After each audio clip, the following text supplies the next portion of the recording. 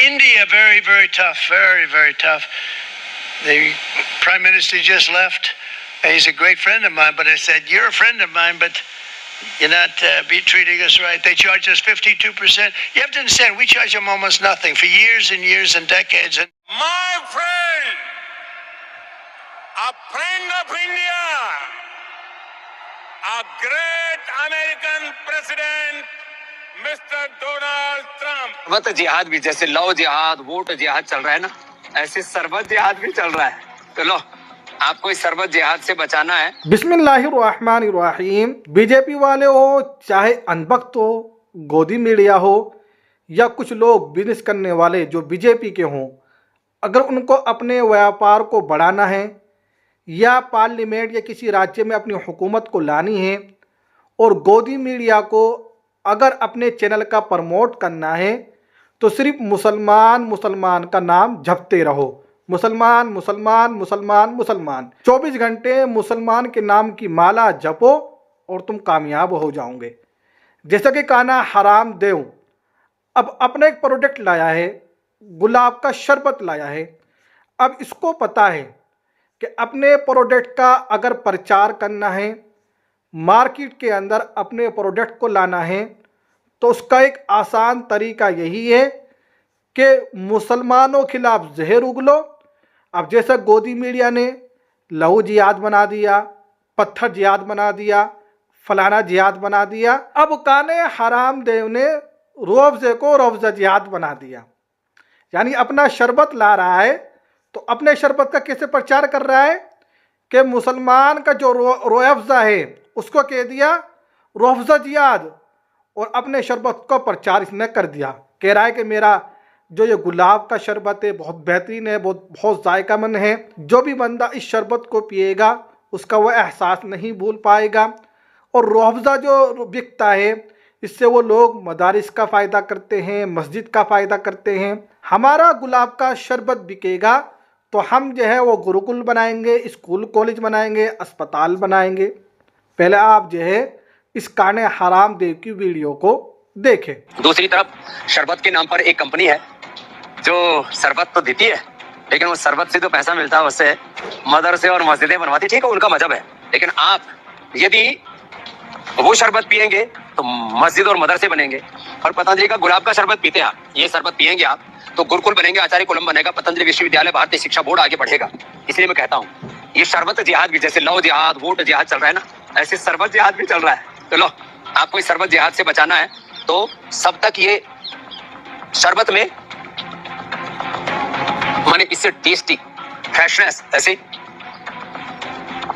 एक घुट पीते ऐसे लगता है ताजगी, मानो सारे ब्रह्मांड की ऊर्जा। तो जैसा कि आपने इस काने हराम देव की वीडियो को देखा, ये कह रहा है कि इस शरबत से इतनी बिजनेस होगा, जितना हम पैसा कमाएंगे, हम गुरुकुल फला फला चीज़ बनाएंगे।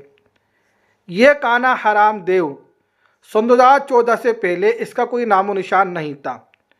जैसे ही पार्लियामेंट के अंदर बीजेपी सरकार आई तो इसने पतंजलि के नाम से अपनी कंपनी खोल ली। ये तकरीबन 10-12 साल से तगड़ा बिजनेस कर रहा है। पतंजलि का प्रोडक्ट इंडिया के अंदर तो बिक रहा है, बल्कि अदर कंट्री के अंदर भी बिक रहा है, चाहे वो अमेरिका हो, इंग्लैंड हो, लंदन हो, कहीं भी हो, हर जगह अपने प्रोडक्ट को ये भेज रहा है, सप्लाई कर रहा है। और तकरीबन 10-12 साल से इसने अरबों खरबों रुपये कमा लिए। लग्जरी मर्सिडीज गाड़ी के अंदर घूम रहा है, कहीं पर जाता है तो हेलीकॉप्टर के अंदर जाता है। तब इस काने हराम देव की ये समझ में नहीं आया कि जो मैंने अभी 10-12 साल से कमाई की है मैं गुरुकुल बनाऊं या स्कूल कॉलेज अस्पताल बनाऊं। लेकिन हाँ, अपना शरबत को लॉन्च कर रहा है तो वो मुसलमान के शरबत को शरबत जिहाद बोल रहा है और अपने शरबत से कह रहा है कि मैं इस शरबत से जो पैसा कमाऊंगा इससे फला फला चीज़ बनाऊंगा। ऐसा ही जब पार्लियामेंट के अंदर वक्फ बिल पास हुआ, अब अगले ही दिन यूपी के सीएम आदित्यनाथ योगी ने बयान दे दिया, कह दिया कि अब हम वक्फ की ज़मीन लेकर के स्कूल कॉलेज अस्पताल हॉस्पिटल और लोगों के लिए रहने के लिए घर बनाएंगे। देश की संसद में वक्फ बोर्ड संशोधन अधिनियम पारित किया है।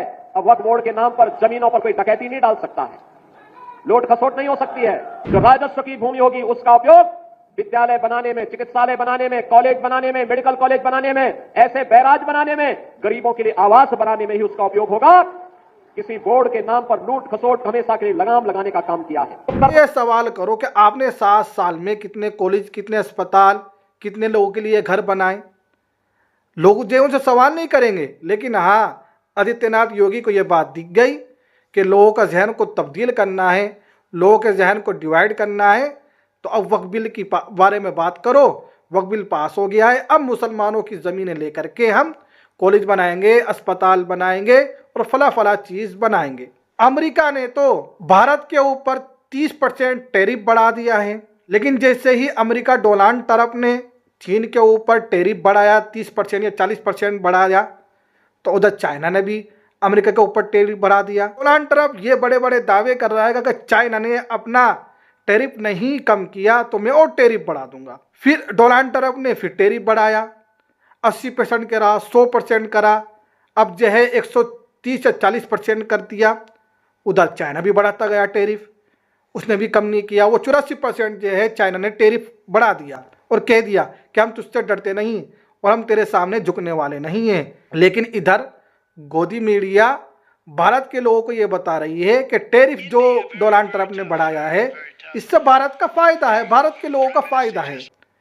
जो देश के प्रधानमंत्री नरेंद्र मोदी सन 2014 से इलेक्शन जीतने से पहले ये कहते थे कि तुम चाइना को लाल आंख क्यों नहीं दिखा रहे हो, अब वही देश के प्रधानमंत्री जो डोनाल्ड ट्रंप को अपना फेवरेट दोस्त कहते थे कि ये माय फ्रेंड है, मेरा दोस्त है, मेरा जिगरी दोस्त है, My friend, a friend of India, a great American president, Mr. Donald Trump. लेकिन वो देश के प्रधानमंत्री इस बात पर नहीं बोल रहे हैं कि भाई तुमने टैरिफ क्यों बढ़ाया है, अगर तुमने टैरिफ बढ़ाया तो हम भी टैरिफ बढ़ाएंगे, बल्कि उधर से क्या कह रहे हैं कि हम अपना टैरिफ और घटा देंगे। अमेरिका से सवाल करने के बजाय अब ये कह रहे हैं कि हम अपना जो टैरिफ हमारा जो था 39% हम उसको घटा देंगे। लेकिन दूसरी तरफ चाइना वो अमेरिका के सामने डट गया और कह दिया कि जितना तू टैरिफ बढ़ाएगा उतना हम टैरिफ हम भी बढ़ाएंगे, हम तेरे सामने झुकने वाले नहीं हैं। डोनाल्ड ट्रंप उसको धमकी देता रहा, उधर से चाइना ने भी कह दिया कि हम तेरी धमकियों से डरने वाले नहीं हैं, जो तुझसे होता हो वो कर लो। अब डोनाल्ड ट्रंप खुद झुक गया और 90 दिनों के लिए टैरिफ को रोक दिया। तो ये होते हैं देश को संभालने वाले लोग। दूसरी तरफ हमारे देश के प्रधानमंत्री और सारे बीजेपी वाले नेता इस वक्त सोए हुए हैं और लोगों को किस काम में लगा रखा है। रामनवमी का जुलूस निकाल रहे हैं, उसमें गाली गलौज कर रहे हैं, तलवारें लहरा रहे हैं, मुसलमानों की मस्जिदों के सामने खड़े हुए हैं, गलतबाजी नारे लगा रहे हैं। लोग जब इसी काम के अंदर उलझे हुए हैं। अब पब्लिक भी उनसे ये नहीं पूछ रही है कि डोनाल्ड ट्रंप को तुमने गुजरात के अंदर बुलाया, अपने गांव के अंदर बुलाया और तकरीबन 200-300 करोड़ रुपए तुमने उसको बुलाने के अंदर खर्च कर दिए। अब वो तुम्हारा फेवरेट दोस्त है, उसे टैरिफ के बारे में सवाल तो करो। वही तूने टैरिफ लगाया क्यों हमारे ऊपर? हम तो तेरे पक्के सच्चे दोस्त थे, हम तो तेरी यहाँ पे हाँ मिला रहे हैं। हमने तुझे इंडिया बुलाने के लिए 300 करोड़ रुपए खर्च कर दिए और जो गरीब पब्लिक थी वहाँ पर दीवार खड़ी कर दी, उनकी कोई परवाह नहीं की और तुम्हारे ऊपर टैरिफ बढ़ा रहा है। कोई पब्लिक जो उनसे कोई सवाल नहीं करेगा और ना देश के प्रधानमंत्री ना बीजेपी वाले जो है इसके बारे में अमेरिका से सवाल पूछेंगे, क्योंकि सवाल पूछने की उन लोगों के अंदर हिम्मत ही नहीं है। जो लोग चाइना को हुकूमत में आने से पहले लाल आंख दिखाते थे वो चाइना को तो रोक नहीं पा रहे हैं। चाइना जो अपने गांव बसा रहा है, लेकिन लोगों को किस काम में उलझा रखा है? वक्फ बिल पर लोगों को जो उलझा रखा है। रात के 2-3 बजे तक के पार्लियामेंट चली, वो किस काम के लिए? ताकि मुसलमानों की ज़मीनों को हड़पे, मुसलमानों की ज़मीनों को छीने और अपने जिगरी यार दोस्त अडानी अंबानी को दे, जैसा कि वो 10 साल से देते हुए आ रहे हैं। पहले तो फौजियों की जो है उन्होंने ज़मीनात दी, फिर रेलवे की ज़मीनात दी, अब तीसरा नंबर किसका था? वक्फ की ज़मीन था जो मुसलमानों के पास थी। अब मुसलमानों की ज़मीनों को छीनने के लिए रात के 2-3 बजे तक के इन्होंने पार्लियामेंट चलाई और उस पार्लियामेंट के अंदर ज़बरदस्ती अपनी बहुमत की घमंड की वजह से उस वक्फ बिल को पास कर लिया। अब क्या होगा आने वाले टाइम में? यही होगा कि अब मुसलमानों की ज़मीन पर कब्जा करके, मुसलमानों की ज़मीनों को छीन करके अपने यार दोस्तों को देंगे और मुसलमान लोग जो है सिर्फ लड़ते रह जाएंगे। ना उनको सुप्रीम कोर्ट के अंदर हिसाब मिलेगा, ना ही सड़कों पर उनको हिसाब मिलेगा, मुसलमान का काम सिर्फ ये रह गया है कि लड़ते रहना, सिर्फ आवाज़ उठाना। हफ्ता 2 हफ्ता 3 हफ्ता आवाज़ उठाएंगे, उसके बाद वो भी दब जाएगी, अपना सारे मुसलमान लोग अपने घर पर बैठ जाएंगे।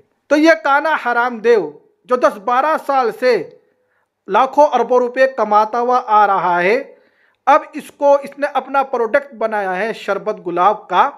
अब इसको पता है इसको कैसे प्रचार करना है।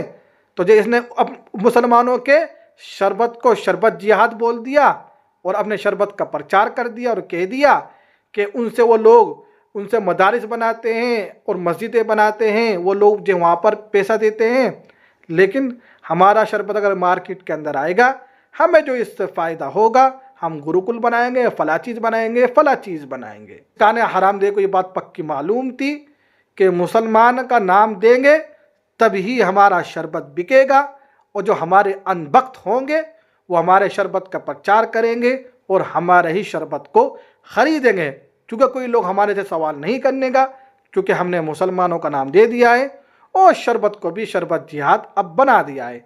अब लोग रोज़े को शरबत जिहाद बोलेंगे और हमारे वाले शरबत को ख़रीदेंगे। और हकीकत में पक्की भी बात यही है कि जो अनबख्त हैं वो लोग जो हैं मुसलमानों के शरबत को कह लेंगे भाई ये शरबत जिहाद है, हम ये शरबत नहीं खरीदेंगे, हम तो जो है काने हरामदेव का शरबत खरीदेंगे।